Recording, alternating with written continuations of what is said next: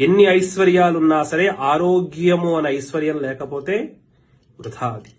ఆరోగ్యము అనే ఐశ్వర్యంతోనే మనస్సు స్థిమితంగా ఉంటుంది, శరీరం చక్కగా యాక్టివ్ గా ఉంటుంది, 1-2 పనులు చేసుకోవాలని అనిపిస్తుంది, ఉద్యోగంలో కూడా గంటకి ఇంకో గంట ఎక్స్ట్రా కూడా కూర్చొని చేసుకోవాలనిపిస్తుంది, అక్కడ మంచి పేరు తెచ్చుకోవాలన్నా నువ్వు యాక్టివ్ గా పనిచేయాలని, ఇవన్నీ కూడా భగవతానుగ్రహమే. ఆ భగవంతుడే సూర్యనారాయణమూర్తి.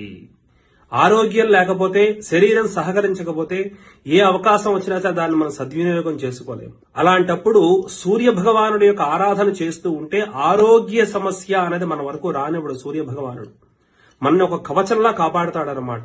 సూర్యనారాయణమూర్తి యొక్క ఆరాధన జరుగుతున్నప్పుడు అస్సలు ఏమాత్రం మనం దాన్ని జార విడుచుకోకూడదు. ఎందుకంటే ఆరోగ్య కారకుడు సూర్యనారాయణమూర్తి. ఆ ఆరోగ్యము అనే ఐశ్వర్యాన్ని ఇచ్చేవాడు సూర్యనారాయణమూర్తి. అంత అద్భుతమైన కార్యక్రమం రేపు ఫిబ్రవరి 8వ తారీఖు జరుగుతోందనమాట. మాఘ బహుళ సప్తమి కుకట్పల్లిలో జరుగుతోంది. హైదరాబాద్ కుకట్పల్లిలో ఆసక్తి ఉన్న వాళ్ళు వీలు కుదిరితే కాదు, వీలు కుదుర్చుకొని ఖచ్చితంగా సూర్యనారాయణమూర్తి యొక్క ఆరాధనలో పాల్గొండి. పిలిస్తే వెళ్లాలన్నా లేకపోతే ఎవరో చేసుకుంటున్నారనో కాదు, మన కోసం మనం చేసుకోవాలి.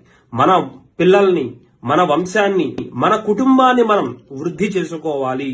మన కుటుంబాన్ని మనం ఉద్ధరించుకోవడం కోసం ఇలాంటి భగవత్ కార్యాల్లో పాల్గొని భగవత్ కార్యం చేసుకోవాలి.